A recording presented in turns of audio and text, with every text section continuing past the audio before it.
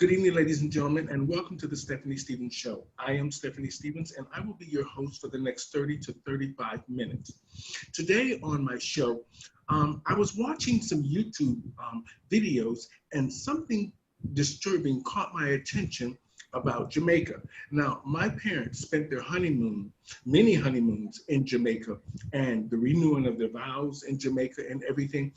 And I have never been to Jamaica, but the stories that I saw about the LGBYT two-spirit pronoun community caught my attention.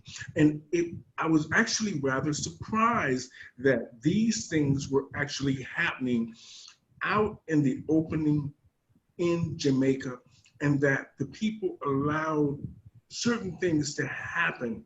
Now, I'm not going to try to speak on being a Jamaican or from a Jamaican's point of view, because I'm not. I'm an American, and I have dual citizenship in Canada and America. So, but I'm speaking on just a person being concerned about the LGBYT two-spirit pronoun community, and however these women or men identify in Jamaica. So what caught my attention was the fact that these people were living in a sewer system. So today I invited on my show Mr. Chadwick Chung to talk about the Gully Queens, what it means, how it came about, and why is it that Jamaica is considered not safe for the LGBYT two-spirit pronoun community. Hi, sir. How are you? I'm wonderful. How are you doing, Stephanie?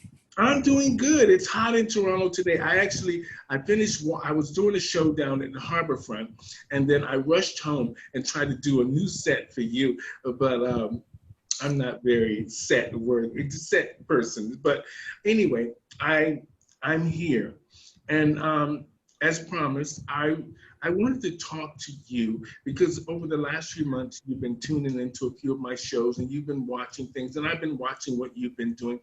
And I find it very interesting on some of the subjects that you were talking about. But there was a subject that I wanted to talk about, and I thought that you, being a Jamaican, could clear it up for us. Now, right off the bat, how am I pronouncing your name right, Chadwick Chung? Yes, Chadwick Chung. And how do you identify? As a gay male, and okay. As he, the pronouns, just the typical everyday male. Okay. So even for the gay community, that's how I identify. But out in the regular everyday public, it's just Chadwick. You know, okay. There's no specific, or I need the pride flag or the Jamaican flag. No, I'm just Chadwick. Okay. Now, the reason I invited you on the show today is because the first question I want to ask is Jamaica safe? Is it just a safe place for anybody? The answer to that question is both yes and no. Yes, because it's gotten better over the years, a lot better. And even for the gay community in certain areas, I'm not going to speak for all areas because there are areas in Jamaica that I have never been, and I'm glad that I've never been there. So why is Jamaica safe? Because they're trying. They're trying to make it better. They're trying to get rid of the hostility. The bad thing is Jamaica is naturally a hostile country, and gay has nothing to do with it. It's just the way how things were, the poverty, oppression. They have the racism too, just like we do. And if you're poor, Black, living in the ghettos, that is enough to cause crime and murder. So throw gay into the mix, it just makes it worse. That's all it does. You don't have to be gay in Jamaica to get murdered. You can get murdered for anything. You stop at a traffic light certain times of the day, you better not look at that guy in the car, because you look at him the wrong way, you're dead. So this could be a straight man just looking over. So that murder has nothing to do with gay. It's because you looked at me wrong. I was also told that sometime in the 80s and the 90s, at certain times, like 6, 7 o'clock at night, you cannot stop at this traffic light. You have to go through it. But during the day, you can. That's not a gay thing. That's just a thing. Okay, so overall, Jamaica's relatively safe sometimes and in certain spots, and you just have to choose how you gauge your interaction with the people of Jamaica. Exactly. Okay. Now, what caught my attention on YouTube was a group of individuals. Do you guys have an LGBYT community in Jamaica? We do now. And actually, ours is called P-Flag. And that means, no, not P-Flag, J-Flag. J-Flag is Jamaica form for lesbians, all sexuals, and gays. No, P-Flag is Canada. J-Flag is Jamaica. And that community is pretty much designed for people that are having it really, really tough. It's for some people who are having a hard time coming out. It's for people who have been physically, emotionally, verbally abused. And the murders, it's like, we can't take this anymore. Where do we go? So that J-Flag it's like a last resort. It shouldn't be. It should be a first resort, because by the time you go there and need them, it's too late. So much damage has been done. And so, can I just ask this question? Why is it that the gay community in Jamaica is not more visible? Because of the fear of being targeted. You go to school and you have someone who supposedly looks gay, your target. So if you look gay and I'm your friend, I need to stay away from you, because if I am friends with someone that looks gay, what does that say about me as a straight person? That's how the straight guy looks at it. I don't want you guys harassing me just because he got off the same bus with me. So guess what? Goodbye friendship. You're a nice person, but you need to go, because they're going to do to me what I know they're going to do to you. So that's where the tension starts.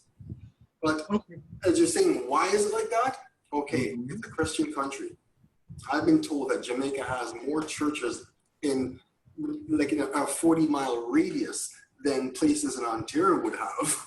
And I thought, well, I didn't really pay attention to how many they have, but there's a lot of history. So because of that, they teach you the Christian things in school, at home, in church. Those are the big three, which is why you can't speak patois in school, home, or church. It's that respect thing. Now you throw gay into the mix and you say, that person outed me. I didn't want to come out. They outed me. Now I'm the humiliation of school. I got kicked out of school for being gay. The school calls the parents. We don't want your child here anymore because according to what we were told, they're homosexual. Now the parents are stuck with that. They are faced with the ridicule. Why are you raising your son to be that way?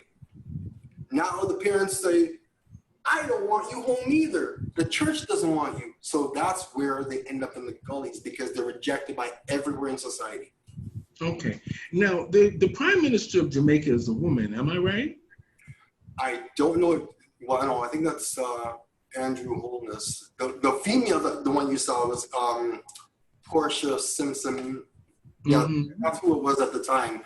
So when the Gully Queens were recorded at that time, she was the Prime Minister, yes.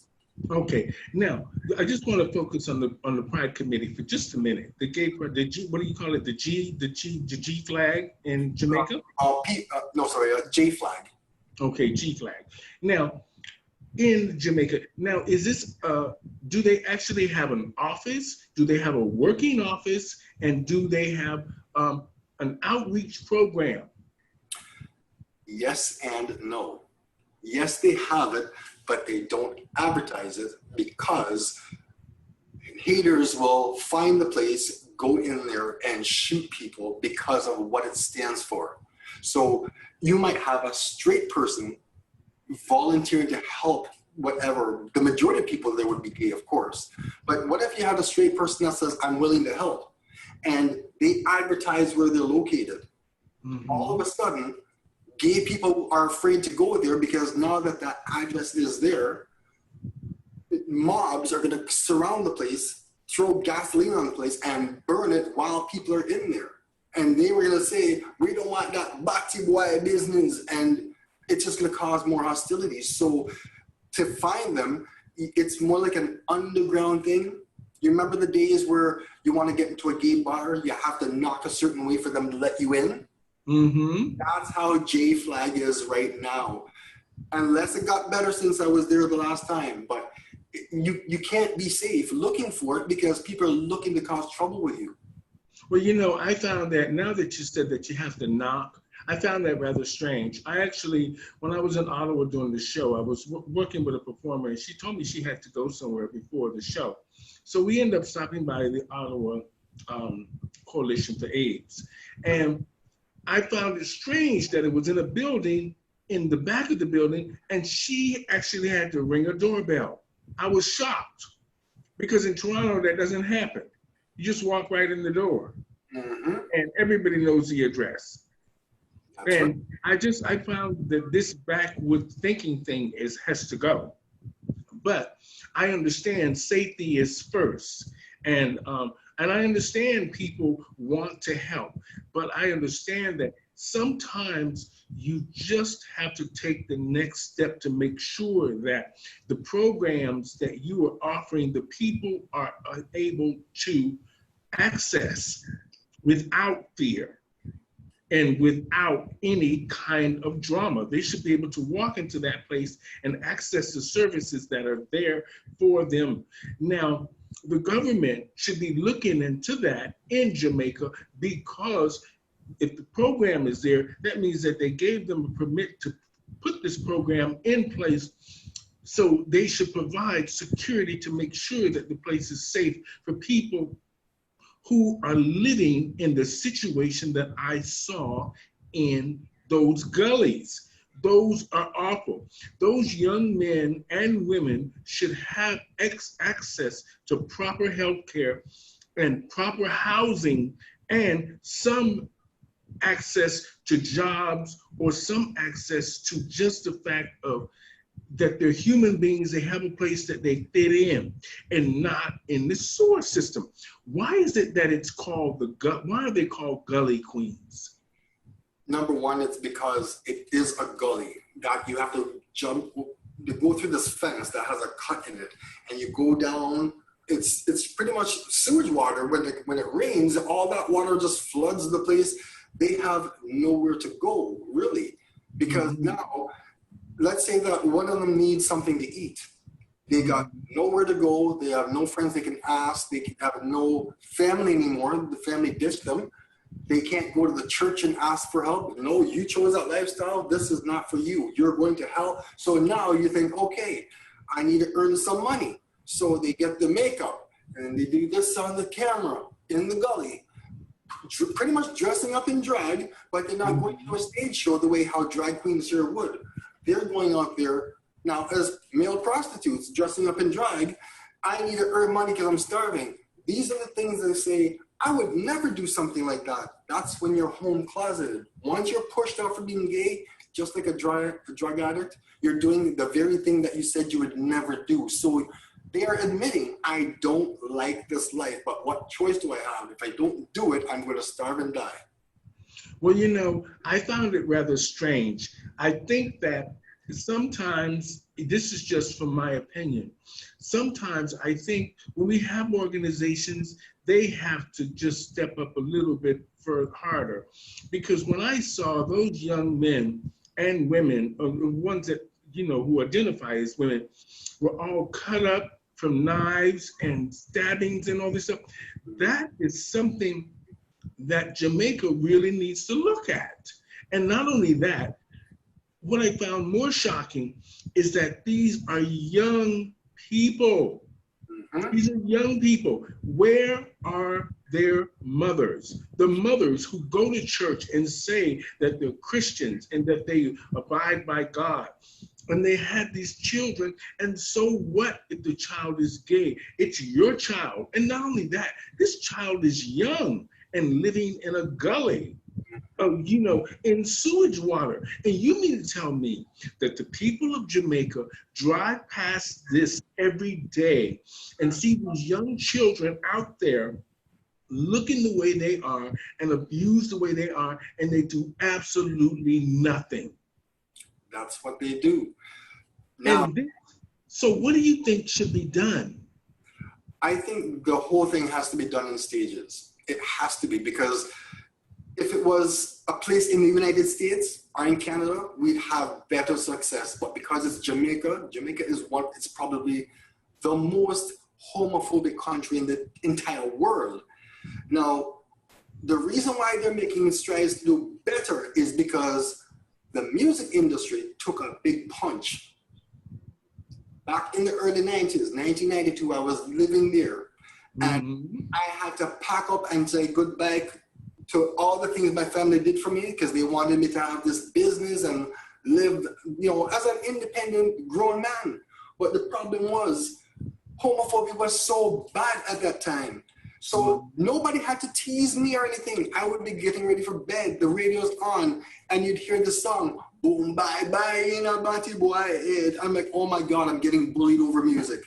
So I felt unsafe just listening to the music. The next day I go to the business to open up the shop. Here is this gay guy being beaten up on the streets and everyone's laughing. We didn't have cell phones as popular then as we do now. But to watch a gay guy in Jamaica get beaten up by a bunch of people, it's like watching a drag queen doing an amazing job. Yay, cheers. Cheer to beating him up and watching him get murdered. That's the life that was going on when I was there. One day, somebody was singing the homophobic lyrics at a restaurant where I frequently go, because my family had restaurants too. And when I heard that, the guy looked over at me and it's almost like he's hinting to me, I'm talking about you. And that's when I said, you know what? That's it. Air Canada, when's your next flight? I just packed up and left out of fear. So being here is a safer place for me, but it doesn't change the fact that it's happening to other people. So I just found it rather strange that even though I have a lot of Jamaican friends here and I hang out with them and we laugh and giggle and stuff, and I find it rather strange that they don't bring more attention to those young LGBYT two-spirit people there in that gully. That is something that really needs to be addressed. And second of all, we understand drug addicts, we understand difference of opinions, but that is inexcusable. To drive past those young men and women who are just starting out their lives, can't figure out really who they are because they're forced into situations, whether they're gay, straight, black, or white, down in these gullies because somebody thinks that they're gay or they're just different. They don't know what they are.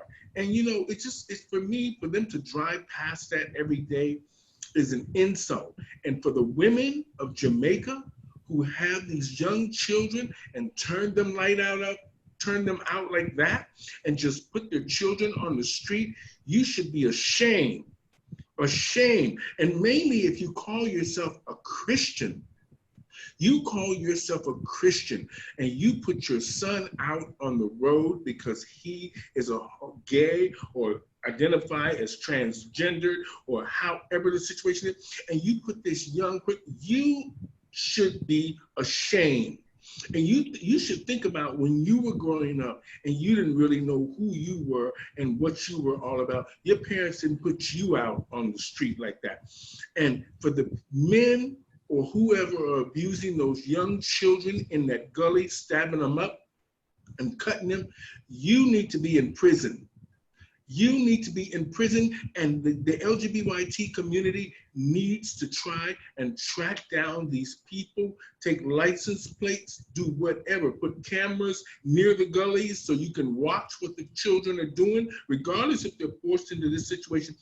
This situation needs to have some sort of an eye, because these young children, this cannot just go on like this here and people think that this is acceptable.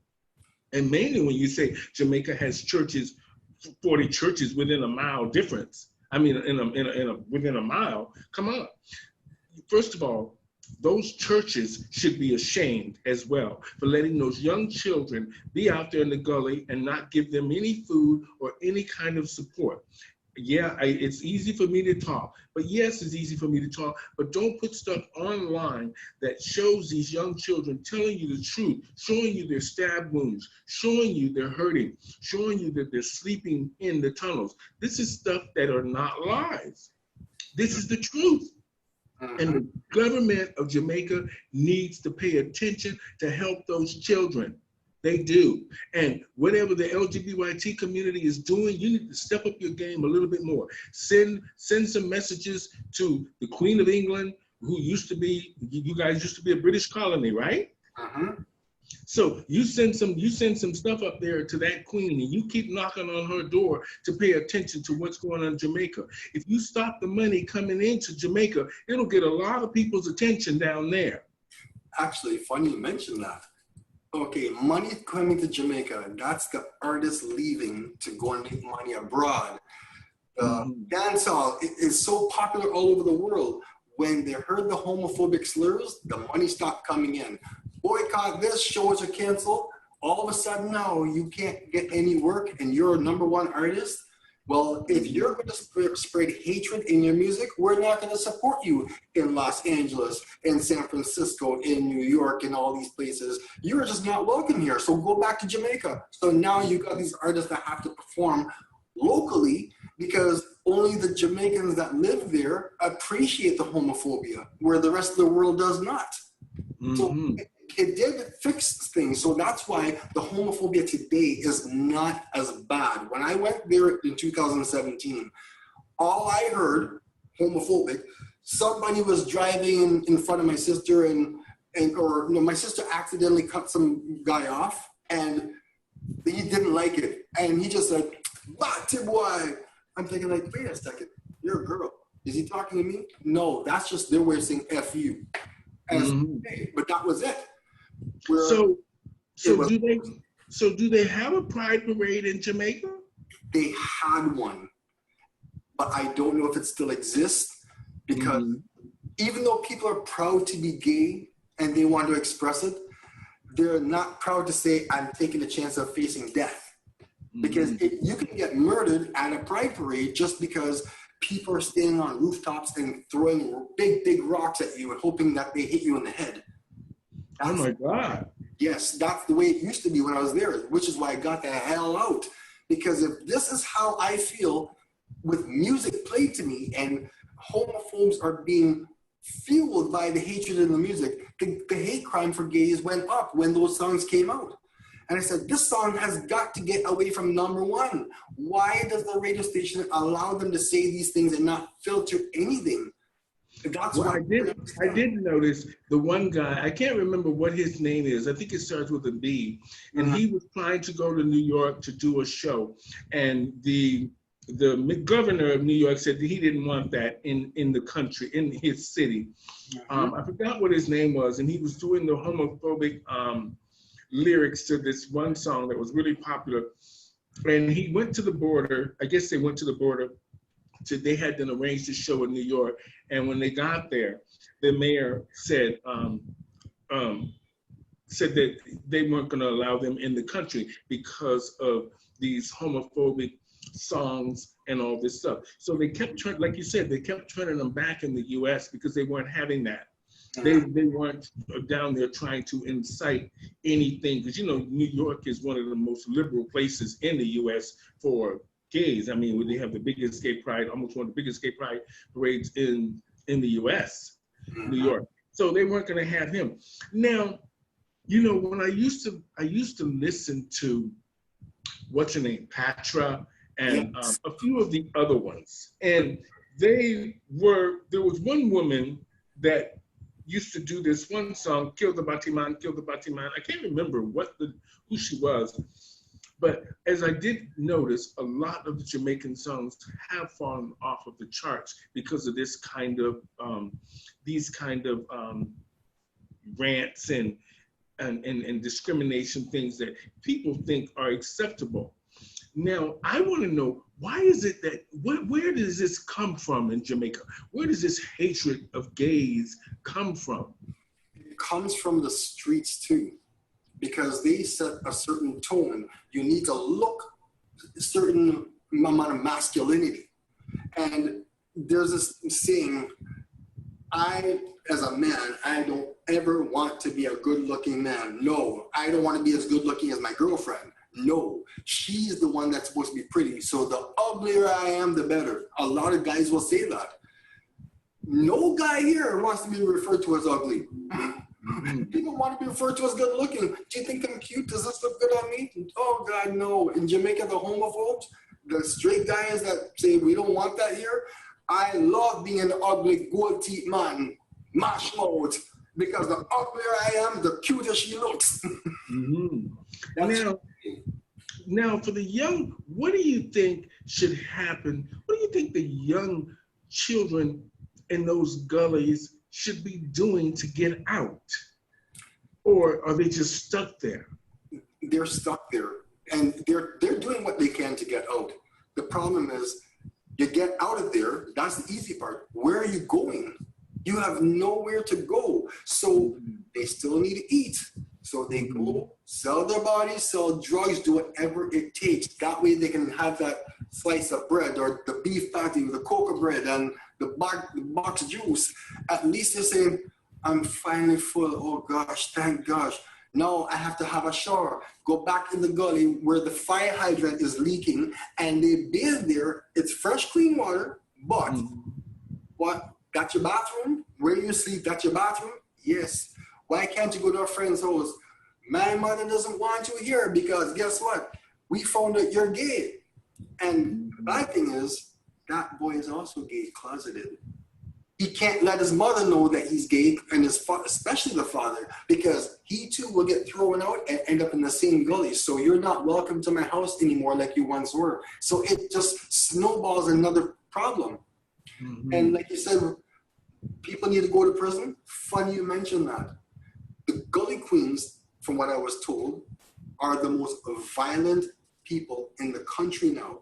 They purposely go out and commit crimes because they know if they commit a bad crime, they're going to get arrested. They get to go to prison. They got 3 meals a day and a place to stay. It's better than the gully. So they will commit the crime to get out of the gully by being there. So now, if you're going to get stabbed and whatever, it's going to happen indoors. You're safe. That's the mentality. Well, you know, I was going to say that the government of Jamaica should be ashamed because the queens or the Gully Queens, which they call them, are treated less than men or people in prison who have committed heinous crimes. And these are young children in the gully. That means that a lot of them haven't committed a lot of crimes, or they're just trying to get by, or they're just young kids trying to figure out who they are. And like you said, it's shameful that they're now committing these crimes just to go to jail so they have 3 meals a day and a roof over their head. You know, shame on Jamaica. Shame on Jamaica. I don't care who says anything about anything. Shameful the way you treat the LGBT community in Jamaica. It's a shame.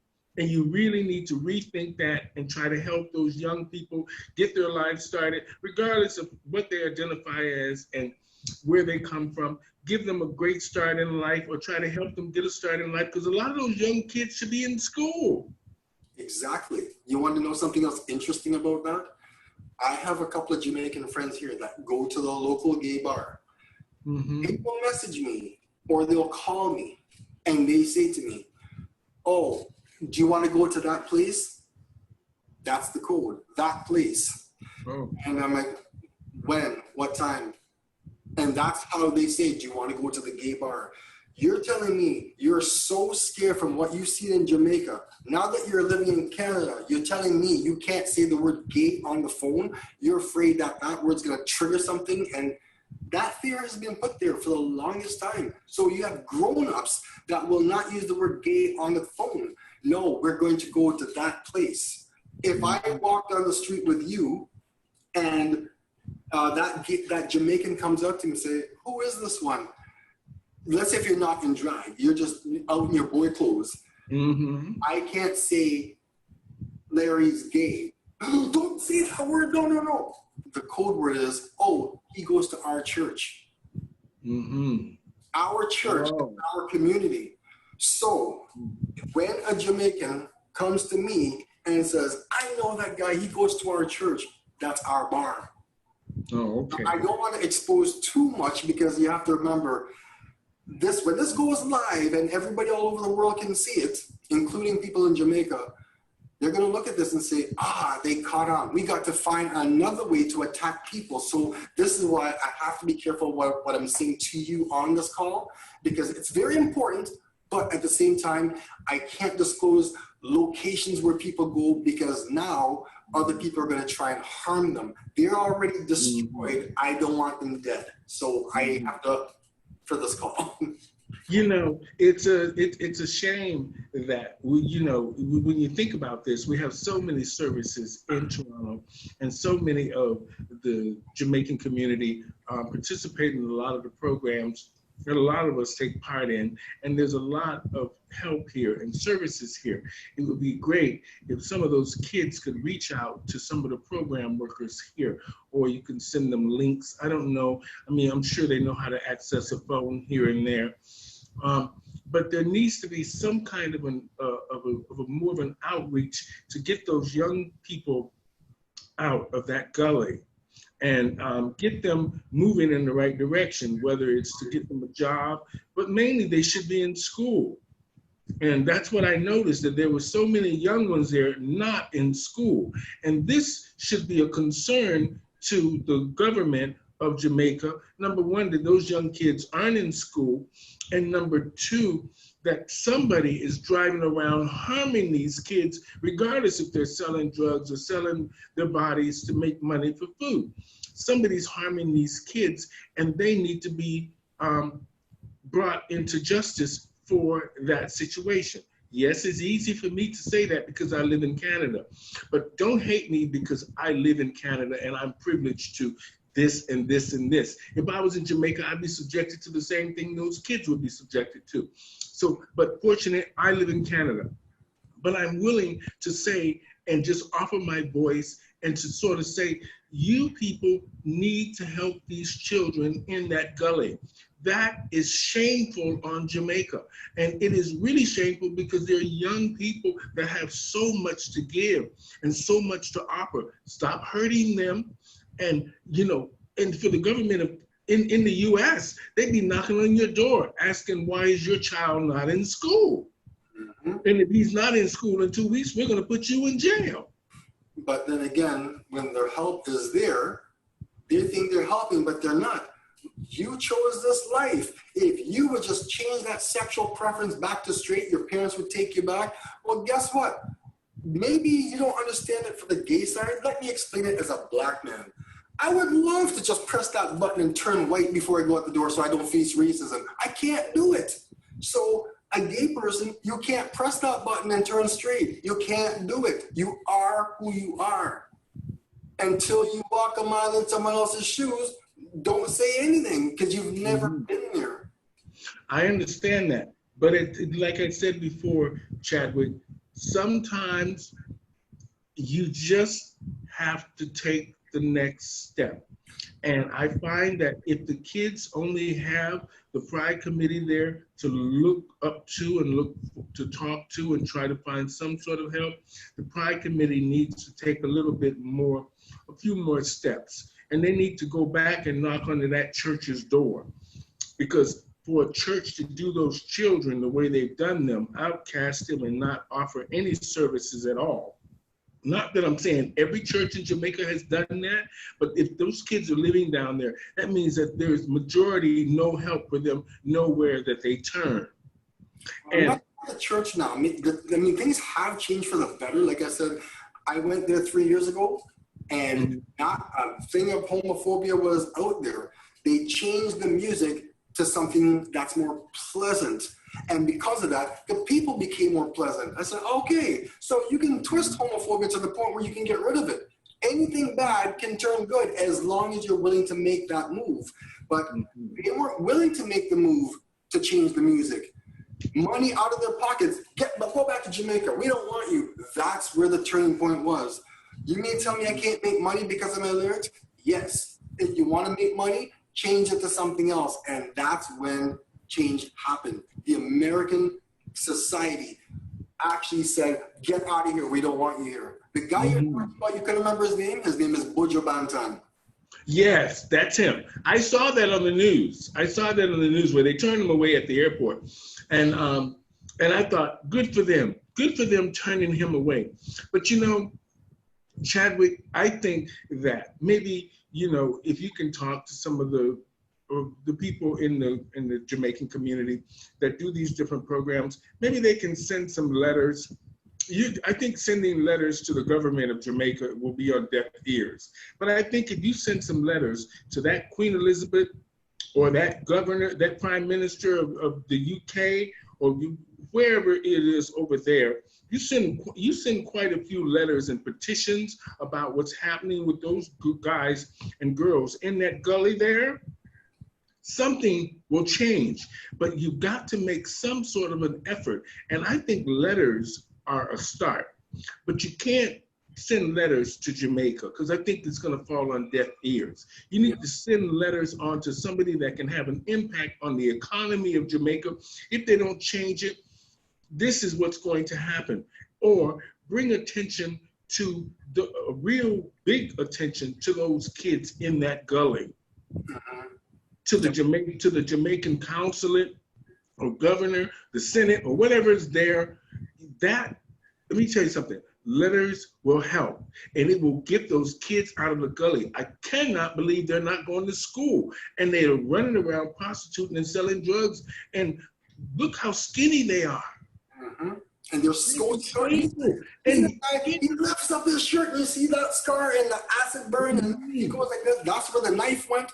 This is what they deal with all the time. But mind you, out of all the gay people there in Jamaica, the Gully Queens are probably treated the worst because you have gay people that have places to live. But because they look and behave like me in regular clothes, I don't talk like this, I don't fight like this, that's what they want to see. I'm like that naturally.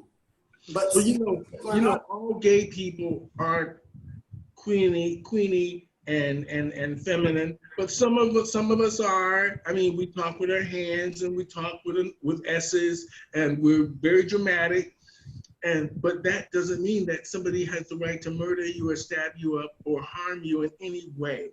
Exactly. And you know, Chadwick, you know, what do you think should be done? What do you think should be done? The first thing I think should be done is these people who are kicking them out of homes, out of schools, out of churches, and you say you're going to go to hell, there's no place in heaven for somebody like you. Take a look at what's going on here. This person, you thought they were straight, and you loved them in church. You praised them for the work they did in school. Mommy and daddy loves you. The minute you find out they're gay, all they did was told you who they were. They didn't change. You did. The parents don't want them. The church, you're going to hell, and there's no heaven for somebody like you. School, get out of here, we don't want you. All you three changed. The kid did not. He only informed you, this is who I really am. I'm tired of living this double life. Oh, really? Well, I'm going to show you. You weren't raised that way. Well, let's back up a bit. Wait a minute. You weren't raised that way. Tell me, straight parents, how do you teach somebody how to be gay and you're both straight? I missed that class. I didn't go to school for that. How many of us went to gay school to learn how to be gay and come up with a degree in it? You know, it's your thinking. Just think, a straight person. Oh, this is my high school sweetheart. Oh, we just had sex and blah, blah. Wait a minute. Who taught you how to do that? It's your first time. Did you go to straight school? Come on. But you know, it's perception is the reality.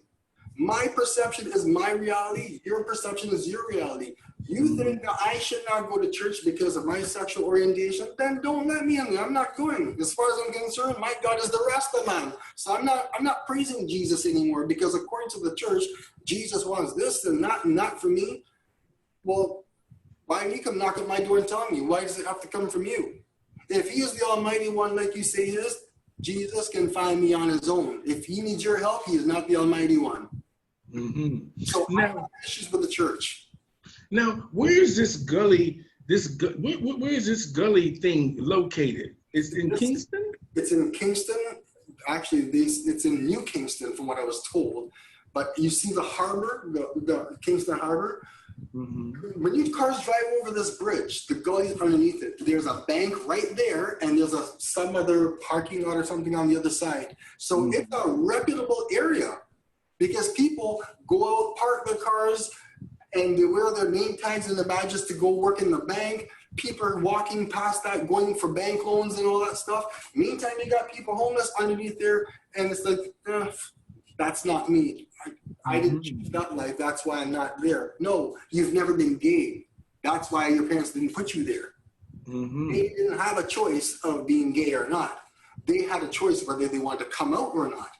And some people are so scared they will not defend their own gay friends, because if I defend you, I'm a target. You're not supposed to have a gay friend. What the hell's wrong with you, Chadwick? Mm-hmm. Okay, I'll be that straight guy.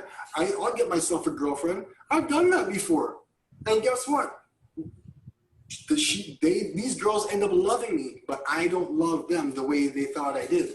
I did it for a show because this is what my family wants. This is what my church wants. This is what everybody around me wants. I did everything that everybody wanted, and I did nothing for myself. Okay. So I had to let her go because nothing was happening. I knew nothing was going to happen.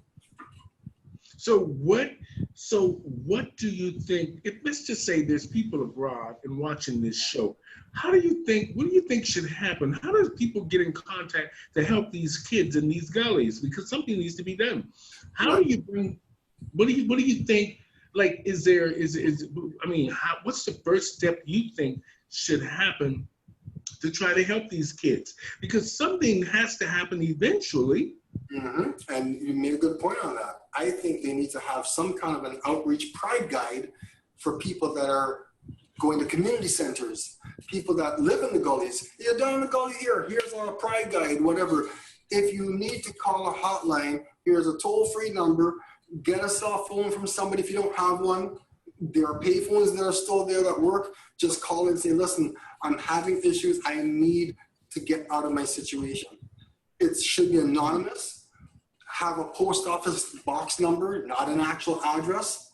And you go to that post office box and pick up your mail. Do not put an actual mailing address, street number of that organization, because people will burn the place down whether you're in there or not, because they don't want to see people like you and me be equal to them. Why should this Stephanie Stevens drag queen have a job working beside me?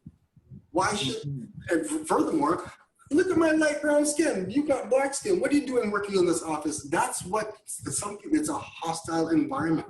But to get back to your question, you're in the gully.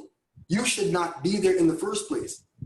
You should not be kicked out of your home just at 15, like a stray animal, to fend for yourself because they don't understand you. So how will you understand somebody when you do something like that? You never will. And this is why I said in my previous videos on Facebook, you can educate the ignorant. You can't fix stupid. And too many people today are trying to fix stupid. You need to educate the ignorant. Once you do that, do you know more now than when I first started speaking to you? Yes, I've done my job. So what are you going to do about these gully queens? Do you want to see the place flooded and flooded and flooded with people so that water can't flow because it's full of gay people that are rejected? Or do you want to create an environment for them? You don't have to like them, but you know what? Yes, you need food. You need education. You could be the future doctor that's never going to be a doctor. You're the person that could have found a cure for cancer, but because you lived life in the gully, now you have to turn to prostitution. So all your dreams get thrown out. But even here, Do these people that live these men and women that live down in the Gully, does a doctor ever go down there to see what's going on with them? No, no, no. That's Do they ever have any outreach programs that go down there? They have those programs, but they are not getting any success. So somebody like, say, a very, very popular person in the gay community, whether it's London or Toronto, Mm-hmm. they have people like you and Katu that does drag here, charitable things. They go there, they fly down, they do all these things, and they have to pack up and leave, fearing for the security of their own well-being. But that is a Jamaican that actually is able to live in the United States, happily, safe from all that. But yeah, you're in the United States now. You're living in New York. You don't have to worry about that. They do. They're still in the gully. You got to get them out. Once you're out of the gully, now we can breathe and feel everything's okay. We're far from it. We're far from it. Mm-hmm. Okay, well, we're going to wrap it up here shortly. Hopefully, you brought some insight onto what the life is really like in Jamaica. The fact that it was easier for me to understand that Jamaica is really not a safe place. It's safer now, but yet it's not a place where you would just pick up and just be who you are, because it would put your life in danger in a lot of sense of even whether or not you're a tourist and they rob you and murder you, or you're a gully person that they just despise because you're homosexual. These are things that are very concerning. And I find it rather strange that women who have had these young children, regardless if they're homosexual or not, and say that they're Christians and they go to church and they don't care for these young men and women. This is something that's astounding to me and shocking. I know it happens all over the world, but for it to happen so out in the open and nobody does anything about it is more shocking to me. Now, I think that the letter writing thing is a good idea. And I think now that everybody is on the internet and we have everybody's attention and people are watching things, I think sharing those videos with the right people continuously until you get somebody's attention, whether it's the ambassador to Jamaica or the city councilman of whatever this country or that country, or the human rights, the World Health Organization, whoever, writing letters, sending those video links from YouTube, I think will move a few people out of their chairs to do something. So I think, I'm going to, do what I can with just putting the word out that I'm not from Jamaica, but I'm a human being. And when I saw this, and mainly from our community, somebody has to, do something. Whether or not anything comes out of it, you have to try. So I'm going to see if I can send a few letters off to just a few people and see what happens. And then I'm going to continuously do that week after week and see what happens. Whether it's a celebrity or it's a politician or something, I'm going to keep sending letters until somebody goes over there and see what's going on with those children in that gully, and find out why they are not in school. And regardless of how you feel about them and whether or not I'm Jamaican or not, I'm a human being and those kids are a human being. And I found it rather disturbing. And it's very upsetting that you stabbed the children up the way you did and did them the way you did them. That's just not good. So thank you so much, Chadwick, for talking to me today on the show. You shedded some insight on it. I mean, it's a very tough subject and a very eye-opening and very shocking to just even me. And trust me, I've been around this world and I've seen everything. But for me to have seen those kids like that was shocking. I hope the government of Jamaica understands that they should be ashamed. And the Christians in Jamaica who run those churches and those organizations and not helping those children, you should be ashamed too. Yeah, just one thing before we end off.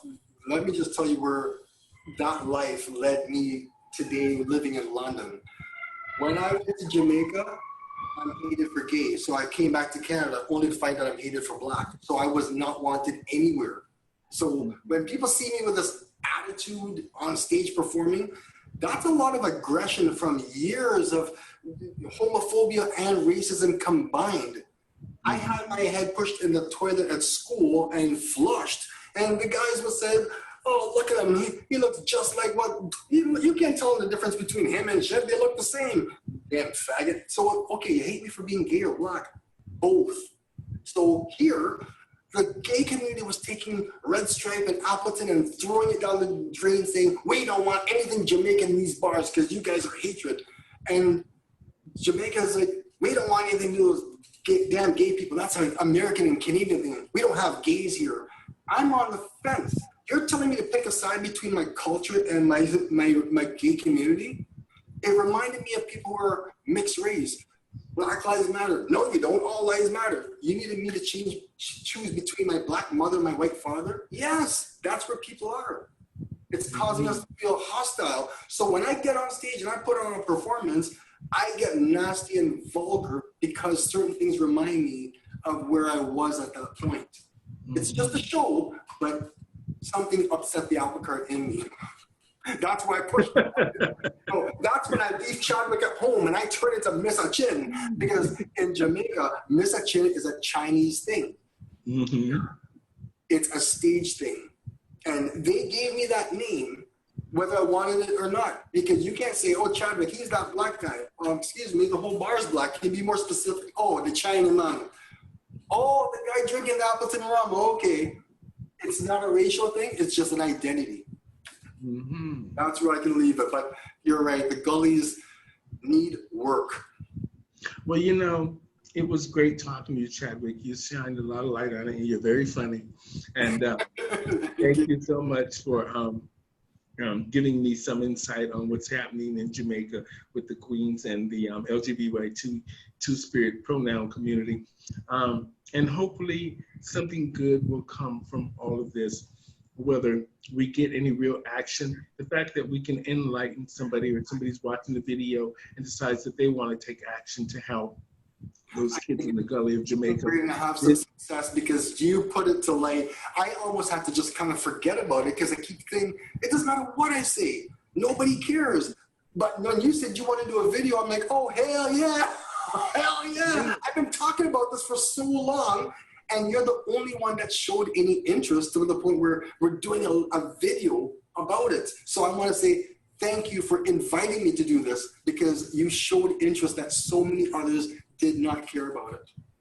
Well, you know, sometimes people try to turn a blind eye to the obvious just to protect their own safety and well-being.